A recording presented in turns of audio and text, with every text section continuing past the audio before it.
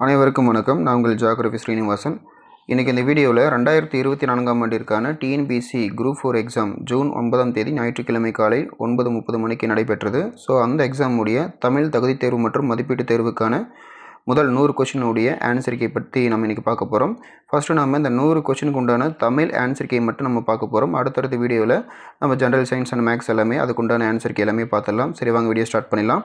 So first கேள்வி, இதில் பார்த்திங்கன்னா முதல் கேள்வி 1 by 1 நான் வாசிச்சிடுறேன். அதுக்குண்டான ஆன்சரிக்கையும் நான் கொடுத்துட்றேன். பட் நான் கொடுக்குறது எல்லாமே பார்த்திங்கன்னா தற்காலிகமான ஆன்சரிக்கை மட்டும்தானே ஒழிய இதுதான் நம்ம ஃபைனல் ஆன்சரிக்கைன்னு எடுத்துக்கக்கூடாது. ஓகே, நம்ம ஸ்டார்ட் பண்ணிடலாம்.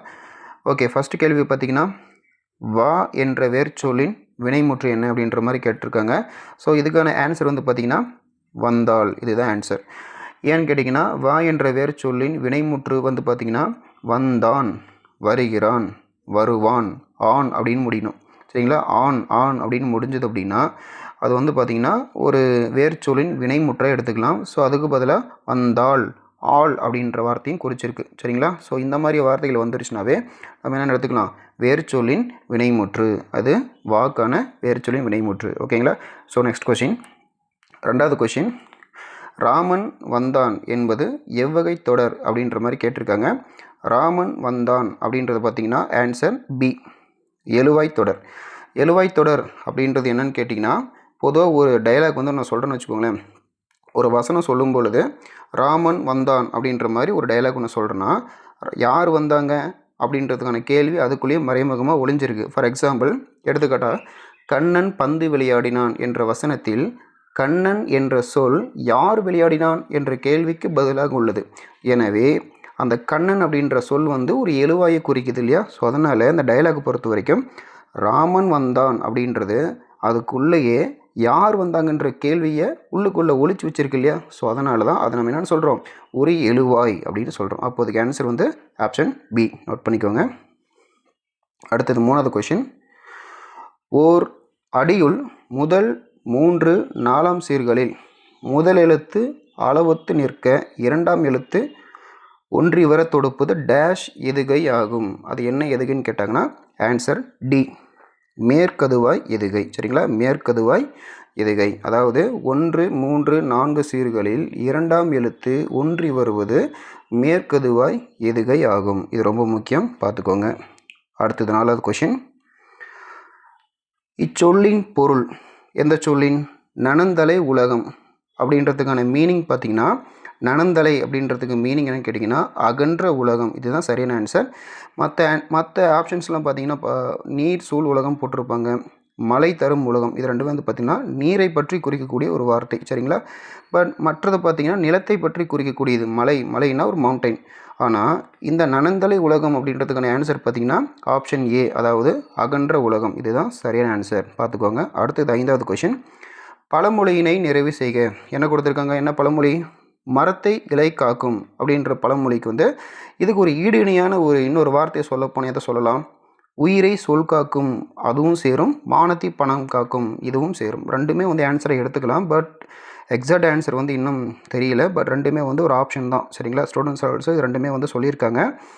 பட் இது பார்த்திங்கன்னா என்ன கேட்டால் பணத்துக்கு விட தமிழ் பொறுத்த வரைக்கும், தமிழ் சப்ஜெக்ட் பொறுத்த வரைக்கும் சொல் மொழி இதுக்கு தான் ரொம்ப இம்பார்ட்டன்ஸ் கொடுப்பாங்க. அப்படி பார்க்கும்போது இதுதான் ஆன்சராக இருக்கலாம் அப்படின்ற மாதிரி ஒரு அசம்ஷன் இருக்குது. ஸோ ரெண்டுமே பார்த்துக்கோங்க. ஸோ ஃபைனல் ஆன்சருக்கே வர வரைக்கும் கொஞ்சம் வெயிட் பண்ணி பார்ப்போம். அதனால் எதுவும் நம்ம டிசைட் பண்ணிக்க வேணாம். ஓகேங்களா? சரி, அடுத்த கொஷின் போகலாங்களா? மோனை சொல்லை கண்டறிக. மோனை 6வது கொஷின் பொறுத்த வரைக்கும் பார்த்திங்கன்னா மோனை சொல்னு எதுங்க?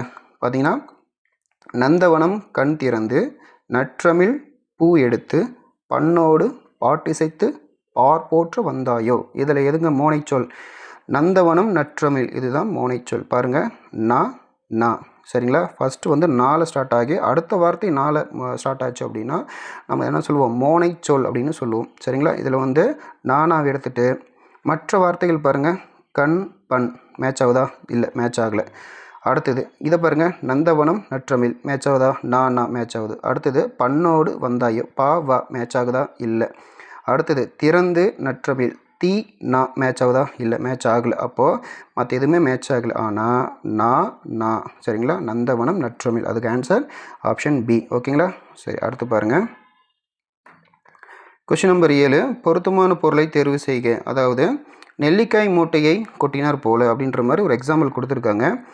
இதுக்கு வந்து பார்த்திங்கன்னா ஆப்ஷன் ஏ பயனற்ற செயல், தற்செயல் நிகழ்வு, தடையின்றி மிகுதியாக, ஒற்றுமையின்மை அப்படின்ற மாதிரி கொடுத்துருக்காங்க. இதுக்கான ஆன்சர் பார்த்திங்கன்னா ஒற்றுமையின்மை. ஏன்னு கேட்டிங்கன்னா நெல்லிக்காய் மூட்டை கொட்டும்போது எல்லா நெல்லிக்கனிகளும் ஆளுக்கு ஒரு திசையில் ஒற்றுமை இல்லாமல் ஆளுக்கு ஒரு பக்கம் ஓடும் ஒவ்வொரு திசையில். அதுக்கு வந்து ஒரு எக்ஸாம்பிள் நெல்லிக்காய் மூட்டையை கொட்டினார் போல அப்படின்றதுக்கான சரியான ஒரு உதாரணம் ஒற்றுமையின்மையை குறிக்கலாம். சில இடங்களில் வந்து பார்த்திங்கன்னா நவகிரகங்களை சொல்லுவாங்க. நவகிரகங்கள் ஒவ்வொரு திசையில் யாரையும் பார்த்துக்காம அந்த நவகிரகங்கள் சாமியில் இருக்கும் இல்லையா டெம்பிளில் அதை வச்சு ஒரு உதாரணம் சொல்லுவாங்க. பட் இது வந்து நெல்லிக்காய் மூட்டை வந்து சொல்லியிருக்காங்க. ஓகேங்களா? சரி, அடுத்து பாருங்கள் 8வது கொஷின். விடைக்கேற்ற வினா அமைக்க. இது ரொம்ப ஈஸியான ஒரு கொஷின். என்னன்னு கேட்டிங்கன்னா ஒரு விடை கொடுத்துருக்காங்க. மீனாட்சி சுந்தரனார் தல புராணங்களை பாடுவதில் சிறந்தவர். இது ஒரு ஆன்சர். பட் இதுக்கான சரியான ஒரு கொஷின் பேட்டர்ன் எது கரெக்டாக அமைன்னு பார்த்தீங்கன்னா ஆப்ஷன் டி. அதாவது தல புராணங்களை பாடுவதில் சிறந்தவர் யார் அப்படின்றதுக்கான கொஷின் தான் இதுக்கு ஆன்சர் அமையும். சரிங்களா? மற்றெல்லாம் பார்த்தீங்கன்னா அது வந்து ஒன்றும் ஜிங்க் ஆகுது. ஓகேங்களா? ஓகே, அடுத்து 9வது கொஷின் போகலாம். செந்தமிழ் இதற்கான இலக்கண குறிப்பு தருக அப்படின்ற மாதிரி கேட்டிருக்காங்க. செந்தமிழ் இது பார்த்திங்கன்னா ஒரு பண்பு தொகையை குறிக்கும். சரிங்களா? பண்பு தொகை இதுக்கு தான் சரியான ஆன்சர் வந்து பார்த்திங்கன்னா ஆப்ஷன் சி தான். ஓகேங்களா? அடுத்து 10வது கொஷின். காவிய தரிசனம் என்னும் வடமொழி நூலின் தமிழ் நூலாக அமைந்தது எதுன்னு கேட்குறாங்க. ஓகேங்களா? காவிய தரிசனத்திற்கான வடமொழி நூல் அமைந்தது பார்த்திங்கன்னா தண்டியல் அலங்காரம். சரிங்களா? தண்டி அலங்காரம் தான் இதுக்கான சரியான ஆன்சர் ஆப்ஷன் பி. அடுத்தது 11வது கொஷின். சொற்களை ஒழுங்குபடுத்தி சொற்றொடர் ஆக்குதல் எப்படி? இப்போ பார்த்தீங்கன்னா 4 ஆப்ஷன் கொடுத்துருப்பாங்க. நீங்கள் படித்து பார்க்கும்போது எது ஃப்ளூயண்ட்டாக ஜிங்க் ஆகுதோ அதுதான் அந்த சொற்களை ஒழுங்குபடுத்தி வரக்கூடிய ஒரு சொற்றொடர். ஓகேங்களா? பாருங்கள், இதுக்கு வந்து ஆப்ஷன் பி தான் ஆன்சர். என்ன கொடுத்துருக்காங்க? இகழ்வேந்தர் சேர்ந்து ஒழுகுவார். நல்லா பாருங்கள், நல்ல வார்த்தை ஜிங்க் ஆகும். ஏற்கனவே நம்ம கேள்விப்பட்ட ஒரு வார்த்தையாக தான் இருக்கும். இகழ்வேந்தர் சேர்ந்து ஒழுகுவார். மற்ற ஆப்ஷன்லாம் பாருங்களேன். வேந்தர் சேர்ந்து ஒழுகுவார் இகழ் மேட்ச் ஆகல. இகழ் சேர்ந்து வேந்தவார் ஒழுகு இல்லை, சேரல. வேந்தர் சேர்ந்து இகழ்வார் ஒழுகு இல்லை, இதுவுமே ஜிங்க் ஆகலை. இதை பாருங்கள், நமக்கு நல்லாவே ஜிங்க் ஆகக்கூடிய ஒரு வார்த்தையாக இருக்குது. அதனால் ஆன்சர் என்னங்க? ஆப்ஷன் பி, இகழ்வேந்தர் சேர்ந்து ஒழுகுவார். அடுத்தது கொஷின் நம்பர் 12. மரபு பிழைகளை நீக்கி எழுதுக. என்னங்க மரபு பிழை? என்ன கொடுத்துருக்காங்கன்னா இல்லத்தின் அருகே புதிதாக கூரை போட்டனர். அதாவது ஒரு ஜென்ரலாக பேசக்கூடிய வார்த்தையில் கொடுத்துருக்காங்க. பட் இதுக்கான ஒரு செந்தமிழ் வார்த்தை எது மேட்ச் ஆகும்னு கேட்டிங்கன்னா கூரை வேந்தனர். ஆப்ஷன் ஏ தான் கரெக்டான ஆன்சர். மற்றது பாருங்களேன். கூரை முடைந்தனர் தப்பு. கூரை செய்தனர், செய்கிறது என்ன? பானை செய்கிறதா? இல்லை, இது ஜிங்க் ஆகலை. கூரை வனைந்தனர் இல்லை, தப்பு. இது ஆக்சுவலாக கூரைக்கு பதிலாக பானை போட்டிருந்தாங்கன்னா இது வேணால் சரியான ஆன்சர் எடுத்துருக்கலாம். ஸோ பானை தான் வரணும். பட் கூரை வனைந்தனர்னு கொடுத்துருக்காங்க. பட் இதுக்கான ஆன்சர் ஆப்ஷன் ஏ தான். நல்லா பார்த்துக்கோங்க. ஓகே, அடுத்தது பொருந்தா சொல்லை கண்டறிக. என்ன பொருந்தலை? 4 ஓசைகளை கொடுத்துருக்காங்க. செப்பலோசை, துள்ளலோசை, அகவலோசை, ஓங்கலோசை. இதில் எது பொருந்தாத ஒரு ஓசைன்னு கேட்டிங்கன்னா ஓங்கலோசை. சரிங்களா? இதுதான் answer. Option D is the correct answer. Okay, அடுத்த கொஷின் போகலாம். 14வது கொஷின். எதிர்ச்சொல் அறிதல். இதுக்கு வந்து பார்த்திங்கன்னா ஊக்கத்துக்கான எதிர்ச்சொல்லை கண்டுபிடிக்க சொல்லியிருக்காங்க. ஊக்கம் என்னங்க? நல்ல ஒரு பூஸ்டப்பாக இருக்கிறது, நல்லா துடிதுடிப்பாக இருக்கிறது. இதுக்கு அப்படியே ஆப்போசிட் பார்த்திங்கன்னா சோர்வு. Option C is the correct answer. சில பேர் சோர்வாக இருப்பாங்க. சோர்வாக இருந்தவங்க நல்லா பூஸ்டப்பாக ஊக்கமாக மாறலாம். ஊக்கமாக இருக்கிறவங்க சோர்வாக மாறலாம். அப்போது ரெண்டுக்குமே ஆப்போசிட் வேர்டை பார்த்துக்கோங்க. ஒருவேளை அடுத்த எக்ஸாமில் சோர்வு கேட்டாங்கன்னா அதுக்கான எதிர்ச்சொல் ஊக்கம். ஜஸ்ட்டு பார்த்துக்கோங்க. சரிங்களா? மற்றதெல்லாம் பார்த்திங்கன்னா உற்சாகம், தெளிவு, ஆர்வம் இதெல்லாம் கண்டிப்பாக வராது. ஓகேங்களா? ஓகே, அடுத்து பாருங்க. Question number 15. பிரித்து எழுதுக. என்னது? நீளுழைப்பு. நீளுழைப்பு என்பதை பிரித்து எழுத சொல்லியிருக்காங்க. இது எப்படி பிரித்து எழுதலாம்? எல்லாமே பார்த்தீங்கன்னா ஜிங்க் ஆகிற மாதிரியே தான் இருக்கும். பட் கேர்ஃபுல்லாக அட்டன் பண்ணணும். பார்த்தீங்கன்னா ஆப்ஷன் டி தான் கரெக்ட் ஆன்சர். நீள் கூட்டல் உழைப்பு. நீள் உழைப்பு. சரிங்களா? நல்லா பாருங்கள். சில பேர் நீளு உழைப்பு, நீளுன்ற வார்த்தை கிடையாது. அடுத்தது நீன் கூட்டல் உழைப்பு. நீன் இந்த வார்த்தையும் ஜிங்க் ஆகாது. அந்த மாதிரி வார்த்தையும் இல்லை. இது வேணால் நிறைய பேர் சூஸ் பண்ணிக்கிறது வாய்ப்பு இருக்குது. நீண்ட அப்படின்ற வார்த்தையும் கூட்டல் உழைப்புன்ற வார்த்தையும் சேர்த்து நீள் உழைப்பை சூஸ் பண்ணிக்கிறதுக்கான வாய்ப்பு இருக்குது. ஆனால் அது ஆன்சர் கிடையாது. The correct answer is option D, அதாவது நீள் கூட்டல் உழைப்பு. இதுதான் கரெக்டான ஆன்சர். அடுத்து கொஷின் நம்பர் 16. இதை பார்த்தீங்கன்னா ஒரு சென்டென்ஸ் கொடுத்துருக்காங்க. இதனுடைய மோனை பற்றி கேட்டிருக்காங்க. எனது படமாட கோயில் பகவர்க்கு ஒன்று ஈயில், நடமாட கோயில் நம்பார்க்கு அங்கு ஆகா, நடமாட கோயில் நம்பார்க்கு ஒன்று ஈயில், படமாட கோயில் பகவர்க்கு அது ஆமே. இந்த பாடலை கொடுத்துட்டு இந்த பாடலை பயின்று வந்துள்ள மோனை என்ன அப்படின்ற மாதிரி கேட்டிருக்காங்க. இதுக்கான ஆன்சர் பார்த்திங்கன்னா பொழிப்பு மோனை. சரிங்களா? பொழிப்பு மோனை தான் சரியான ஆன்சர். பார்த்துக்கோங்க. ஓகே, அடுத்த கொஷினுக்கு போகலாம். Question number 17. 17வது கொஷின் பார்த்தீங்கன்னா எவ்வகை வாக்கியம் என்று அறிகின்ற மாதிரி கொடுத்துருக்காங்க. ரொம்ப ரொம்ப ஈஸியான கொஷின் தான். பூக்களை பறிக்காதீர் அப்படின்ற மாதிரி நேர இடங்களை நீங்கள் பார்த்துருப்பீங்க. அது எந்த வகையான வாக்கியம்ன்றதை யோசிச்சிருக்கீங்களா? பாருங்கள், ஆப்ஷன் பி தான் கரெக்ட் ஆன்சர். இது ஒரு கட்டளை வாக்கியம், ரொம்ப ரொம்ப இம்பார்ட்டன்ட். இதுவே பூக்களை பறிக்காமை இருந்ததற்கு நன்றி அப்படின்ற மாதிரி சொல்லியிருந்தாங்கன்னா அது செய்தி வாக்கியம், அதை விட்டுருங்க. பட் ஆன்சர் வந்து கட்டளை வாக்கியம் தான். ஃபார் எக்ஸாம்பிள் வந்து பார்த்தீங்கன்னா ஒரு ஹோட்டலில் வந்து பார்த்தீங்கன்னா சாப்பிட்டவுடன் இலையை எடுக்கவும் அப்படின்ற மாதிரி கொடுத்துருப்பாங்க, அது கட்டளை வாக்கியம். கண்டிப்பாக காலணிகளை வெளியே விடவும், இது ஒரு கட்டளை வாக்கியம். கேட்டின் முன்பு வாகனத்தை நிறுத்தாதீர் அப்படின்னு சொல்லி உங்களை ஒரு கட்டளை போடுறாங்க பார்த்தீங்களா, அதெல்லாம் வந்து பார்த்திங்கன்னா ஒரு கட்டளை வாக்கியத்துக்குள்ளே தான் வரும். இதுவே இன்டெரக்டாக ஒரு சில நியூஸ் வந்து சொல்லுவாங்க. எப்படின்னா, கேட்டின் முன்பு வாகனத்தை நிறுத்தாமைக்கு நன்றி அப்படின்னாங்களா, அது செய்தி வாக்கியம். கேட்டின் முன்பு யாராவது வாகனம் நிறுத்தியிருக்கிறார்களோ அப்படின்ற மாதிரி ஒரு கொஷின் டேக் வந்துச்சுன்னா அது வினா வாக்கியம். ஓகேங்களா? சரி, அதெல்லாம் விட்டுருங்க. But what ever it is, பூக்களை பறிக்காதீர் அப்படின்னு ஒரு தோட்டத்துலையோ ஒரு கார்டன்லையோ எங்கேயாவது போட்டிருப்பாங்க இல்லையா, அங்கே வந்து நீங்கள் என்ன நினைக்கணும் பார்க்கும்போதெல்லாம், இது ஒரு கட்டளை வாக்கியம். ஓகேங்களா? இப்போ தியேட்டரில் கூட பார்த்தீங்கன்னா நிறைய விஷயங்கள் போட்டிருப்பாங்க. இங்கு புகைப்பிடிக்காதீர், இங்கு வந்து வெளி தின்பண்டங்களுக்கு அனுமதி இல்லை அப்படின்ற மாதிரி போட்டிருப்பாங்க. அது வந்து கட்டளையாக சொல்லக்கூடிய சில விஷயங்கள். ஓகே, எல்லாருமே இது ஈஸி அடிச்சிருப்பீங்கன்னு நினைக்கிறேன். ஓகே, அடுத்தது கொஸ்டின் நம்பர் 18. இமிலிசை இதுக்கான இலக்கண குறிப்பு அறிக்கை அப்படின்ற மாதிரி கொடுத்துருக்காங்க. இதுக்கு வந்து சரியான ஆன்சர் வினைத்தொகை. இதை பார்த்துக்கோங்க, சரியான ஆன்சர் வினைத்தொகை, ஆப்ஷன் பி. ஓகே, அடுத்து பார்க்கலாம். Question number 19. மல்லிகை சூடினால் என்பது என்னது, என்ன பெயர்? இது ஒரு பொருளாகு பெயர். ஓகேங்களா? பொருளாகு பெயர் பார்த்துக்கோங்க. அடுத்தது கொஸ்டின் நம்பர் 20. இதில் என்ன கொடுத்துருக்காங்க அப்படின்னு பார்த்தீங்கன்னா, 1 செகண்ட். பயனில்லாத கலர் நிலத்திற்கு ஒப்பானவர்கள் யார் அப்படின்ற மாதிரி கொடுத்துருக்காங்க. அதுக்கான ஆன்சர் ஆப்ஷன் பி, கல்லாதவர். அதாவது படிப்பறிவு இல்லாதவர், படிக்காதவர் தான் நம்ம கல்லாதவர் அப்படின்னு சொல்கிறோம். சரி, கலர் நிலம்னா என்னங்க? கலர் நிலம் அப்படின்றது வந்து பார்த்திங்கன்னா ஒரு ஒரு கலர் நிலம் அப்படின்றது ஒரு ஆசிட் அண்டு ஆல்கலி ரெண்டு சேர்ந்த ஒரு நிலம். அதை வந்து விளைச்சல் தராத ஒரு நிலம் அப்படின்னு சொல்லலாம்.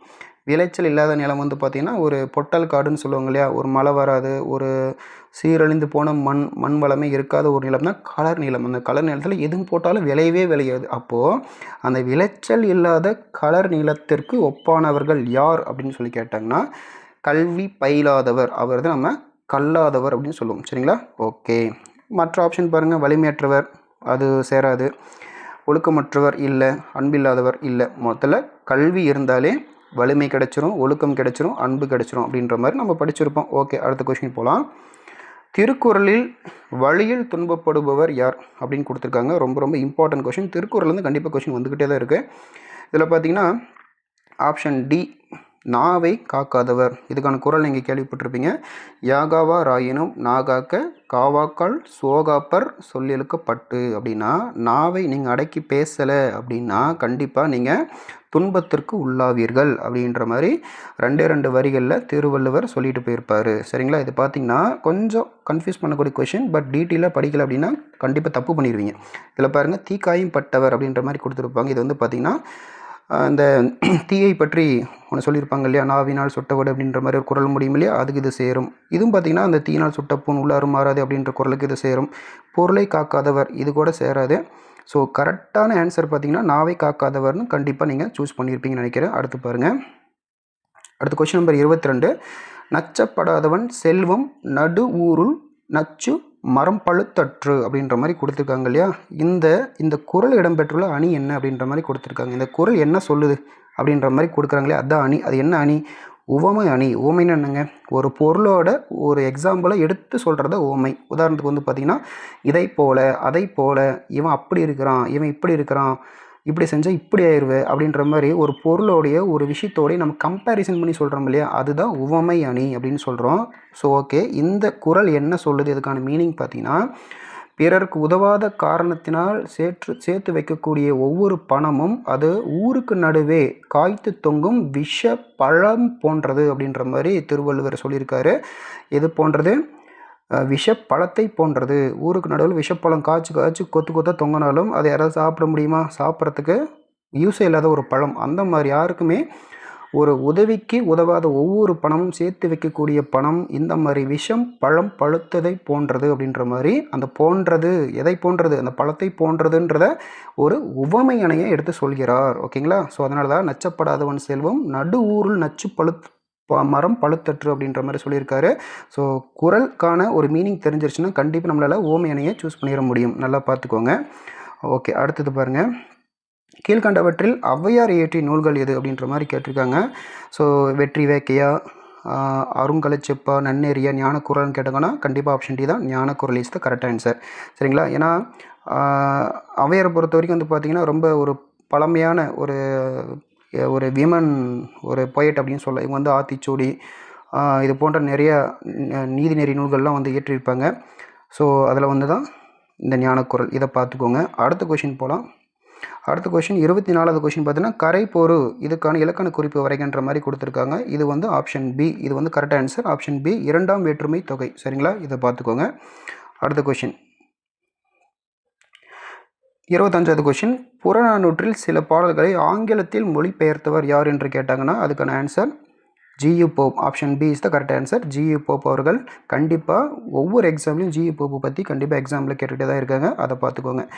அடுத்தது 26வது கொஷின் வளவன் ஏவா வானூர்தி எனும் பாடல் வரி இடம்பெற்ற நூல் எதுன்னு கேட்டாங்கன்னா அதுக்கு ஆப்ஷன் புறநானூறு. சரிங்களா?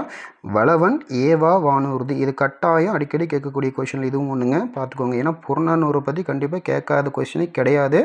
கண்டிப்பாக பார்த்துக்கோங்க. அடுத்த கொஷின் 27வது கொஷின் மறுபடியும் பாருங்கள். புறநானூறு வந்திருக்கு. புறநானூறு இந்த நூலை the 400 songs of war and wisdom and anthology of poems from classical Tamil the Purananuru என்னும் தலைப்பில் மொழிபெயர்த்தவர் யாருன்னு கேட்டாங்கன்னா இது வந்து ஜார்ஜ் எல் ஹார்ட் அப்படின்றவர் தான் ஆன்சர். ஓகேங்களா? Option D is the correct answer. பார்த்துக்கோங்க. ஸோ புறநானூரை வந்து இந்த 400 songs of war and wisdom அப்படின்னு சொல்லிட்டாலே யாருங்க இதுக்கான answer? Option D, George L Hart. நல்லா பார்த்துக்கோங்க. அடுத்தது கிறிஸ்துவின் வருகையை முன்கூட்டியே அறிவித்த முன்னோடி யாருன்னு கேட்டாங்கன்னா ரொம்ப ரொம்ப இம்பார்ட்டன்ட். பாருங்கள், யோவான். யோவான் இஸ் த கரெக்ட் ஆன்சர். யோவான்றது வந்து பார்த்திங்கன்னா சில புத்தகங்கள் நீங்கள் படிச்சிருப்பீங்க. சூசையப்பர் அப்படின்னு சொல்லி படிச்சிருப்பீங்க. சூசையப்பர். சரி, ஆனால் சூசையப்பர்னு கொடுக்காம ஏன் சார் யோவான் கொடுத்துருக்கான் அப்படின்னு கேட்டிங்கன்னா சூசையப்பருடைய இன்னொரு நூல். சரிங்களா? இன்னொரு நூல் வந்து பார்த்திங்கன்னா சூசையப்பருடைய இன்னொரு பேர் வந்து பார்த்திங்கன்னா யோவான் அப்படின்னு சொல்லுவாங்க, அல்லது வலன் அப்படின்னு சொல்லுவாங்க. சரிங்களா? யோவான். சூசையப்பருடைய இன்னொரு பெயர் யோவான் அல்லது வலன் அப்படின்னு சொல்லுவாங்க. சரிங்களா? அல்லது இன்னொரு பேர் வந்து பார்த்திங்கன்னா யோசேப்புன்னு சொல்லுவாங்கன்னு நினைக்கிறேன். சரியாக பார்த்துக்கோங்க. சரியாக தெரியல. யோசேப்புன்னு சொல்லுவாங்க. அநேகமாக வலன் மற்றும் யோசேப்பு தான் வரும்னு நினைக்கிறேன். சூசையப்பர் அப்படின்றது சம்திங் தெரியல. ஜஸ்ட் பார்த்துக்கோங்க. அடுத்து பாருங்கள். ஸோ 28வது கொஷினுக்கு ஆன்சர் ஆப்ஷன் பி, யோவான். 29வது கொஷின் தேம்பாவணியின் பாட்டோட தலைவன் யார் அப்படின்ற மாதிரி கேட்டிருக்காங்க. அதுக்கு வந்து பார்த்திங்கன்னா option D is the correct answer, Valan. சரிங்களா? வலன்றது யார்? யோசேப்புன்னு சொல்லலாம். யோசேப்பு அப்படின்னு சொல்லுவோம். வலன் அப்படின்னாலும் ஒன்று தான், யோசேப்புன்னு ஒன்று தான். இதுக்கு வந்து பார்த்திங்கன்னா சூசையப்பரும் பேர் வரும். சூசையப்பர். சரிங்களா? சூசையப்பர் அப்படின்றவர் வலன், யோசேப்பு, சூசையப்பர் எல்லா பேருமே ஒன்று தான். சில இடங்களில் தேம்பாவணியின் பாட்டோட தலைவன் யாருன்னு கேட்டிருப்பாங்க. பழைய கொஷின் எடுத்து பார்த்தீங்கன்னா அதுக்கு வந்து சூசையப்பர் தான் ஆன்சர். ஆனால் இப்போ ரீசெண்டாக வந்து பார்த்திங்கன்னா வலன் கொடுத்துருக்காங்க, யோசேப்பு கொடுத்துருக்காங்க. நல்லா பார்த்துட்டு போங்க. ஓகேங்களா? சரி, அடுத்த கொஷின் போகலாம். 30வது கொஷின் முத்தொள்ளாயிரம் காட்டும் போர்க்கால சிறப்புடைய நாடு எதுன்னு கேட்டிருக்காங்க. முத்தொள்ளாயிரம் அப்படின்றது வந்துட்டாலே சேர, சோழ, பாண்டிய 3 நாடுகள் 3 அரசர்களை பற்றி புகழ்ந்து பாடப்பட்ட பாடல் தான் இந்த முத்தொள்ளாயிரம் அப்படின்னு சொல்லுவோம். கிட்டத்தட்ட 2700 பாடல்கள் பாடப்பெற்ற ஒரு புத்தகம் தான் அது. ஸோ இது ஆன்சர் பார்த்தீங்கன்னா option D is the correct answer. Chola நாடு இருக்கிறது ரொம்ப போர்க்கால சிறப்புடைய நாடு 3 நாடுகள் யாருன்னு கேட்டிருக்காங்க. சேர, தொண்டை நாடு, பாண்டி நாடு, சோழ நாடுன்னு கேட்டிருக்காங்க இல்லையா? அதுக்கு ஆன்சர் என்னன்னு கேட்டிங்கன்னா சோழ நாடு இஸ் த கரெக்ட் ஆன்சர். ஓகேங்களா? ஸோ தலா ஒரு அரசருக்கு வந்து பார்த்திங்கன்னா 3 அரசர்களுக்கு கிட்டத்தட்ட 300 பாடல்கள் வீதம் பாடியிருப்பாங்க. கிட்டத்தட்ட வந்து பார்த்திங்கன்னா இது சேர்த்து வந்து பார்த்திங்கன்னா 900 என்ன சொல்கிறதுன்னா கிட்டத்தட்ட 109 பாடல்கள் இருக்கும். சேர, சோழ, பாண்டியர்களை பற்றி மூவேந்தர்கள் மீது பாடப்பட்ட இலக்கியம் தான் நம்ம முத்தொள்ளாயிரம்னு சொல்லுவோம். ஸோ இதை பற்றி டீட்டெயில் அப்புறமா பார்த்துக்கலாம். ஓகேங்களா?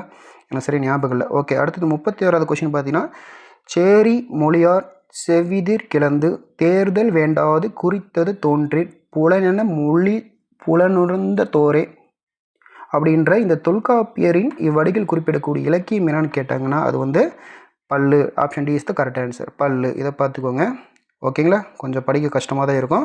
பட் இது வந்துட்டாலே இது குறிக்குது. இந்த இலக்கியம் பல்லு அப்படின்ற இலக்கியத்தை குறிக்குது. ஓகே, அடுத்து பாருங்கள். 32வது கொஷின் சந்து இலக்கியம் அல்லது வாயில் இலக்கியம் என்று அழைக்கப்படுவது ரொம்ப ரொம்ப முக்கியம். பாருங்கள், தூது இதுதான் வந்து பார்த்திங்கன்னா சந்து இலக்கியம்னு சொல்லுவாங்க அல்லது வாயில் இலக்கியம் அப்படின்ற மாதிரி சொல்லுவாங்க. நிறைய பேர் வந்து சரியாக படிக்கல அப்படின்னா கலம்பகம் அப்படின்ற ஆன்சர் டிக் பண்ணுறதுக்கு நிறைய வாய்ப்பு இருக்குது. தூது கலம்பகம் ரெண்டுமே வந்து பார்த்திங்கன்னா சிமிலராக ஒரே மாதிரி தான் இருக்கும். ஓகே, அடுத்து பாருங்கள் 33வது கொஷின் பொறுத்த வரைக்கும் சங்க இலக்கியங்களில் கரகாட்டம் எவ்வாறு அழைக்கப்பட்டது? அருமையான கொஷின். குடக்கூத்து இஸ் த கரெக்ட் ஆன்சர். சரிங்களா, குடக்கூத்து அப்படின்னு சொல்லுவாங்க. சில இடங்களில் குடக்கூட்டம் அப்படின்னு சொல்லுவாங்க. சரிங்களா, குட கூட்டம் அப்படின்னு சொல்லுவாங்க.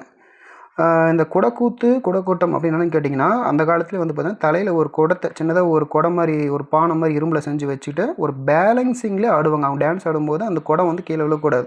குடத்துக்கு மேலே பூங்கரகம் மாதிரி வச்சு செட்டப் பண்ணி என்ன பண்ணுவாங்கன்னா ஆடுவாங்க. அது வந்து சென்டர் ஆஃப் கிராவிட்டி மெயின்டெனன்ஸோடைய ஒரு ஒரு டான்ஸ் அப்படின்னு சொல்லலாம். ஸோ குடக்கூத்து அப்படின்றது அந்த காலத்தில் சங்க இலக்கியங்களில் கரகாட்டம்னு சொல்லியிருக்காங்க. ஓகேங்களா? ஓகே, இதுக்கு மேலே கரகாட்டத்தை பார்க்கும்பொழுது உங்களுக்கு என்ன இலக்கியம் ஞாபகம் வரணும்? சங்க இலக்கியத்தில் இருக்கக்கூடிய குடக்கூத்து அப்படின்ற ஒரு விஷயம் தான் ஞாபகத்துக்கு வரணும். சரிங்களா? ஓகே, அடுத்து பாருங்கள் 34வது கொஷின். யோக சமாதி உகந்தவர் சித்தரை என்றவர் அப்படின்றது யாருன்னு கேட்டிங்கன்னா option B is the correct answer. Thirumoolar. சரிங்களா, யோக சமாதி உகந்தவர் சித்தரே அப்படின்னு சொன்னவர் யாருன்னா திருமூலர். ஓகேங்களா, சொல்லப்போனால் இந்த திருமூலரை பற்றி அதிகமாக கொஷின் கேட்டிருப்போம். யோகம் அல்லது யோக கலைன்னு வந்துட்டாலே கண்ணை மூடிட்டு என்ன பண்ணணும்? திருமூலர் தான் அடிக்கணும். சரிங்களா, யோகத்தை பற்றி யோகா அந்த மாதிரி நிறைய விஷயங்கள் சொல்லிட்டார் அப்படின்னா பொதுவாக யோக கலை பற்றி சொல்லிட்டாங்கன்னா அது திருமூலர் தான் ஆன்சர். ஓகேங்களா, கன்ஃபியூஸ் ஆகிடாதீங்க. அடுத்த கொஷின். வெட்ட வெளியை கடவுளாக வழிபட்ட ஒரு சித்தர் யாருன்னு கேட்டாங்கன்னா option D is the correct answer. Kaduveli Siddhar அப்படின்றது பாருங்கள் ஈஸியாக அடிச்சிடலாம். ஏன்னா வெளி ஸோ வெட்ட வெளி சாமியை கும்பிட்டார் இல்லையா, அவர் தான் கடுவெளி சித்தர். அதனால் மற்ற ஆப்ஷன் கூட அந்த மாதிரி வார்த்தை வரல. கடுவெளி இங்கேயும் வெளி வருது இங்கேயும் வெளி வருது. ஸோ அதனால் ஈஸியாக நம்மளால் 100% ஈஸியாக அடிச்சிட முடியும். செம்ம ட்ரிக்ஸு. மேபி இதே கொஷின் அடுத்த வருஷம் ரிப்பீட் ஆச்சுன்னா கூட இதை வச்சு நீங்கள் அடிச்சிருங்க. அடுத்தது 36வது கொஷின். புலமை பெருங்கடல் என்று அழைக்கப்பட்டவர் யாருன்னு கேட்டாங்கன்னா ஆப்ஷன் ஏ பார்த்தீங்கன்னா சாரி ஆப்ஷன் டி தேப்போ Meenakshi Sundaranar. Is the correct answer. புலமை பெருங்கடல் பார்த்துக்கோங்க, ரொம்ப ரொம்ப முக்கியம். ஓகேங்களா, சரி. அடுத்து பாருங்கள் 37வது கொஷின். காந்தியடிகள் தமிழகம் வந்த போதெல்லாம் அவரது மேடை பேச்சினை டிரான்ஸ்லேட் பண்ணவர் யாருன்னு கேட்டாங்க இல்லையா, அது யாருன்னு கேட்டிங்கன்னா திருவிக்கா. சரிங்களா, திருவி Kalyana Sundaram. Option C is the correct answer. ஓகேங்களா, ஸோ அவருடைய மேடை பேச்சு என்னெல்லாம் பேசுகிறாரோ, ஹிந்தியில் இங்கிலீஷில் என்னெல்லாம் பேசினாரோ அது தமிழ்நாட்டு மக்களுக்கு எளிமையில் புரியக்கூடிய வகையில் என்ன பண்ணியிருப்பார் திருவிக்கா இவர் வந்து டிரான்ஸ்லேட் பண்ணியிருப்பார். ஸோ கல்யாண சுந்தரனார் ரொம்ப ரொம்ப முக்கியமான ஒருத்தர். அடுத்து பாருங்கள் 38வது கொஷின்.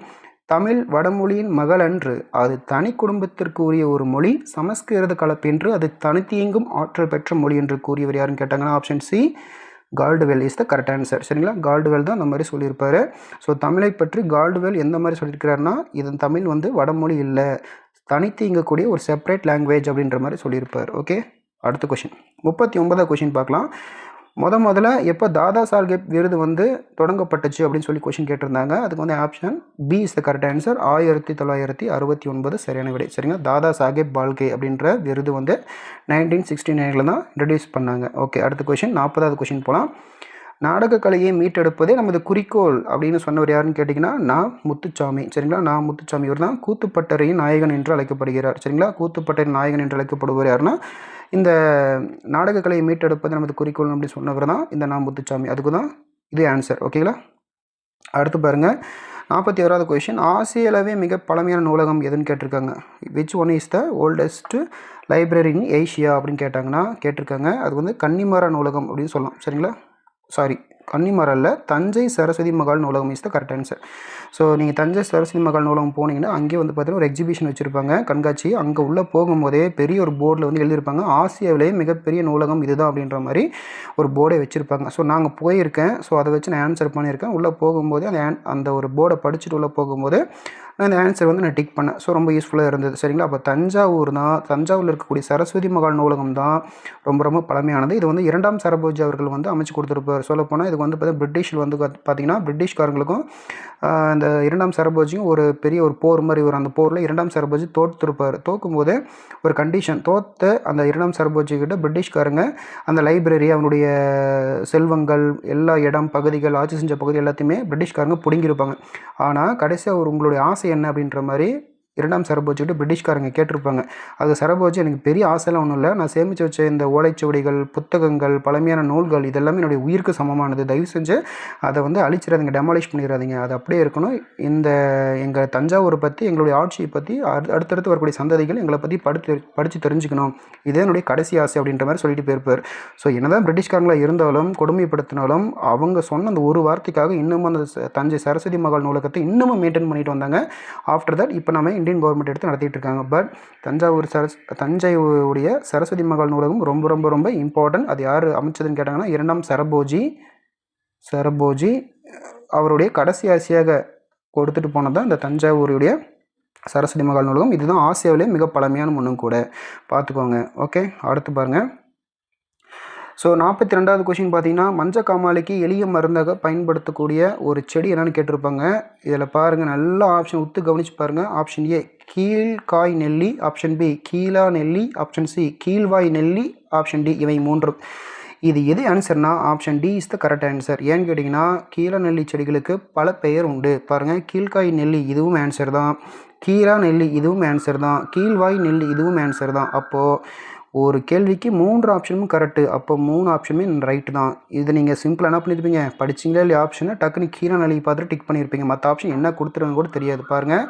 ஸோ நிறைய பேர் அதில் தப்பு பண்ணியிருக்க வாய்ப்பு இருக்குது. அதனால் ஆன்சர் இஸ் த டி. ஓகேங்களா, ஆன்சர் டி. Okay, 1 second. அடுத்து 43வது கொஷின், உப்பள தொழிலாளர் ஓர்ப்பு வாழ்க்கை குறிக்கும் புதினம் என்னன்னு கேட்டிருக்காங்க. பாருங்கள், அதுக்கு ஆன்சர் பி கரிப்பு மணிகள். கரிப்பு என்னங்க, ஓர்ப்பு, அந்த உப்புத்தூளுடைய டேஸ்ட் இருக்குல்ல, அதுதான் கரிப்பு மணிகள் அப்படின்னா அது வந்து சால்ட்டை குறிக்குது, உப்பு தான் கரெக்டான answer. So option B is the கரெக்டான ஆன்சர். ஓகேங்களா, நிறைய பேர் கடலோர கிராமம் அப்படின்ற மாதிரி எடுத்திருப்பீங்க, பட் அது ஆன்சர் கிடையாது. ஓகே, அடுத்தது 44வது கொஷின், தினத்தந்தி நாளிதழில் பணியாற்றிய தமிழ் படைப்பாளர் யார் அப்படின்ற மாதிரி கொஷின் கேட்டிருக்காங்க. இதுக்கான சரியான ஆன்சர் வந்து நிறைய பேர் டிக் பண்ணியிருக்க வாய்ப்பே இல்லை. ஏன்னு கேட்டிங்கன்னா நிறைய பேர் உங்களுக்கு தெரிஞ்ச சில பேர் தான் சூஸ் பண்ணியிருப்பீங்க, ஜெயகாந்தனியோ பிச்சாமூர்த்தியோ. ஆனால் ஆன்சர் பார்த்திங்கன்னா Pa Singaram. Option B is the correct answer. இதை தொடர்பாக வந்து பார்த்திங்கன்னா தினத்தந்தி நாளிதழில் அவங்களுடைய சேனலே வந்து பார்த்திங்கன்னா ஒரு ப்ரூஃப் ஒன்று கொடுத்துருந்தாங்க, அதை பற்றி பார்க்கலாம். ஸோ அந்த நியூஸை பாருங்கள். அதாவது தினத்தந்தியில் பணியாற்றிய தமிழ் படைப்பாளர் யார் அப்படின்ற மாதிரி ஒரு கொஸ்டின் கொடுத்துருந்தாங்க இல்லையா குரூப் 4 எக்ஸாமில். ஸோ இதை பற்றி பார்த்தீங்கன்னா தந்தி டிவிலேயே இதை வந்து வெளியிட்டிருந்தாங்க. ஸோ அந்த வீடியோ நான் பாஸ் பண்ணுறேன். இந்த நியூஸ் பார்த்தீங்கன்னா 70வது கொஸ்டின் இடம்பெற்றிருந்ததாக சொல்லியிருந்தாங்க இல்லையா. ஸோ தினத்தந்தி நாளிதழில் பணியாற்றிய தமிழ் படைப்பாளர் யார் அப்படின்னு சொல்லி கேட்டிருந்தாங்க. ஸோ இதுக்கான சரியான ஆன்சர் வந்து பார்த்திங்கன்னா பா சிங்காரம். சரிங்களா, பா சிங்காரம் அவர்கள் தான் சரியான ஆன்சர். ஸோ இதை பற்றி உங்களுக்கு வந்து நியூஸில் வந்து கொடுத்துருக்காங்க, அதை பற்றி பாருங்கள்.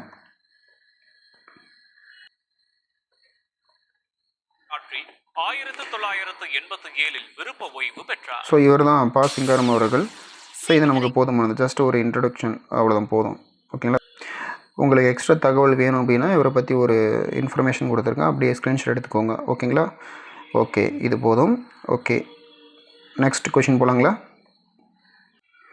அடுத்தது 45வது கொஷின், முத்துராமலிங்க தேவரை தேசியம் காத்து செம்மல் என்று பாராட்டியவர் யார் அப்படின்னு சொல்லி கேட்டிருந்தாங்க. So option B is the correct answer, Thiru Vi Kalyana Sundaranar. பார்த்தீங்களா, திருவிக்கா பற்றி அடிக்கடி கொஷின் கேட்பாங்க, அவரை பற்றி இன்னொரு கொஷின் கேட்டிருக்காங்க. அடுத்து பார்த்தீங்கன்னா 46வது கொஷின், உலகில் பல்வேறு பகுதிகளில் நடக்கும் நிகழ்வுகளை படமாக காட்டுவதற்கான பெயர் என்ன அப்படின்னு கேட்டாங்கன்னா அதுக்கு வந்து நியூஸ். சரிங்களா, அதாவது செய்தி படம் அப்படின்னு கொடுத்துருக்காங்க. இதுவே ஜாகிரஃபி ஓரியன்டாக கொஷின் கேட்டிருந்தாங்கன்னா அதுக்கு பேர் கருத்து படம். பட் ஜென்ரலாக கேட்டிருக்காங்க, அதுக்கு பேர் செய்தி படம். உலகில் பல்வேறு பகுதிகளில், அதாவது ஈஸ்ட்டு, வெஸ்ட்டு, நார்த்து, சவுத் அப்படின்னு சொல்லி நம்ம என்ன சொல்கிறோம், நியூஸ், NEWS நியூஸ் அப்படின்னு சொல்லி படிக்கிறோமா. ஸோ அந்த நியூஸ் அப்படின்றத தான் நமக்கு வந்து உலகில் பல்வேறு பகுதியில் நடக்கக்கூடிய பல நிகழ்வுகளை நமக்கு வந்து செய்திகளை காட்டுறாங்க. சரிங்களா, நியூஸ் 7, தினத்தந்தி, பாலிமர் சொல்லி நிறைய பார்க்குறீங்க இல்லையா, அதுக்கு பேர் தமிழில் செய்திப்படம். 47வது கொஷின் பொறுத்த வரைக்கும், தமிழ் மொழியின் நவீன கதை இலக்கியத்தினை தொடக்கத்திலேயே செழுமைப்படுத்தியவர் யாருன்னு சொல்லி கேட்டிருக்காங்க. Option is the D is the correct answer, Pudhumai Pithan. ஓகேங்களா, பார்த்துக்கோங்க. அடுத்தது பார்த்திங்கன்னா ஒரு நிமிஷம், இதுக்கு வந்து நிறைய பேர் கல்கின்றதை சூஸ் பண்ணியிருப்பீங்க, ஆப்ஷன் சியை. பட் அது தவறு. கல்கின்றவர் வந்து பார்த்திங்கன்னா அந்த கதையில் வந்து ஒரே ஒரு கதை ரொம்ப ஃபேமஸ் ஆகிட்டார். சரிங்களா, பொன்னியின் செல்வன். ஆனால் அதை வச்சு நீங்கள் வந்து ஆன்சர் டிக் பண்ணியிருக்கக்கூடாது. பட் புதுமை பித்தன் இஸ் த கரெக்ட் ஆன்சர். அடுத்து 48வது கொஷின், தெருக்கூத்தை தமிழ் கலையின் முக்கிய அடையாளமாக கருதியவர் யாருன்னு கேட்டாங்கன்னா ஆப்ஷன் ஏ நா முத்துச்சாமி. ஓகேங்களா, ஓகே, இதை பார்த்துக்கோங்க. அடுத்தது 49வது கொஷின், காந்தியடிகள் பெற்றோரிடம் மிக அன்பாக நடந்து கொள்ள காரணமாக அமைந்த நூல் எதுன்னு சொல்லி கேட்டிருந்தாங்க இல்லையா, அதுக்கு வந்து option D is the correct answer, சரவண பிதுர் பத்தி. ஓகேங்களா, சரவண பிதுர் பத்தியில் தான் அதாவது பெரியவர்கள்லாம் எப்படி இருக்கணும், அவர்கிட்ட நம்ம எப்படி நடந்துக்கணும் அப்படின்ற மாதிரி சில வரிகள் உள்ளதாக காந்தியடிகள் படித்து உணர்ந்த பின்பு தன்னுடைய பெற்றோரிடம் எப்படி நடந்திருப்பார், அன்பாக நடந்து கொண்டிருந்தார். ஓகேங்களா, ஸோ பகவத்கீதை பார்த்திங்கன்னா அதை படிச்சிருப்பார், நிறைய நேர்மையாக இருக்கணும். அப்புறம் ஹரிச்சந்திர நாடகம் வந்து பார்த்திங்கன்னா பொய் சொல்லக்கூடாது, இந்த மாதிரி நிறைய விஷயங்கள் அவர் படித்து புரிஞ்சிருப்பார். திருக்குறள் புக்கையும் படிச்சிருப்பார். பட் சரவண பிதுர்த்தின்றது பேரண்ட்டுக்குள்ளேயே அந்த லவ்வுக்காக நிறைய படித்து தெரிஞ்சிருப்பார். ஓகே, அடுத்தது 50வது கொஷின். இது பொறுத்துக்கன்ற மாதிரி கொடுத்துருக்காங்க. இது வரைக்கும் பொறுத்துக்கன்றது வரல, இப்போ தான் ஃபஸ்ட் டைம் வந்திருக்கு இல்லையா. இந்த கொஷின் பேட்டர்ன் பொறுத்த வரைக்கும் சொல்கிறேன். ஓகேங்களா, ஒவ்வொரு கொஷினில் ஒவ்வொரு மாதிரி பேட்டர்ன் மாறும். பொறுத்த வரைக்கும் என்ன கொடுத்துருக்காங்கன்னா, அலெக்சாண்டர் ஃபெயின் கொடுத்துருக்காங்க, ஹாங் மானக்சி, ஜான் ஷெஃபர்ட் ஃபாரன், அடுத்தது மைக்கேல் ஆல்ட்ரிச். ஓகேங்களா, ஸோ இதுக்கான வந்து பார்த்திங்கன்னா ஆப்ஷன் 1 வந்து குறியீடுகளை மின்னாற்றலுடன் அச்சிடுதல், இணைய வணிகம், கணினி மூலம் தொலைநகல் எடுக்கும் இயந்திரம், தானியங்கு பணி இயந்திரம் கொடுத்துருக்காங்க. பட் இதுக்கான ஆன்சர் பார்த்திங்கன்னா option A is the correct answer. எப்படின்னு கேட்டிங்கன்னா, ஸோ நிறைய பேர் என்ன சொல்கிறாங்கன்னா, தானியங்கி பணியந்திரம் வந்து பார்த்திங்கன்னா ஏடிஎம்னு சொல்கிறோம் இல்லையா, தானியங்கி பணியந்திரம் இது கண்டுபிடிச்சது ஆப்ஷன் சி இருக்கிற இல்லையா, ஜான் ஷெஃபர்டு ஃபாரன், இவர் தான் வந்து கண்டுபிடிச்சிருப்பார். ஸோ அதை வச்சு வந்து பார்க்கும்போது ஆப்ஷன் சிக்கு ஒரே ஒரு 4 தான் இருக்குது, மற்ற எங்கேயுமே 4 கிடையாது. அதனால் இதுதான் ஆன்சர்னு சொல்லியிருக்காங்க. ஸோ நம்ம பார்த்துட்டு இருக்கிறது டென்டேட்டிவ் ஆன்சருக்கே தான், சரியான எக்ஸாக்ட் ஆன்சருக்கே வர வரைக்கும் வெயிட் பண்ணி பார்ப்போம். ஓகேங்களா, ஓகே.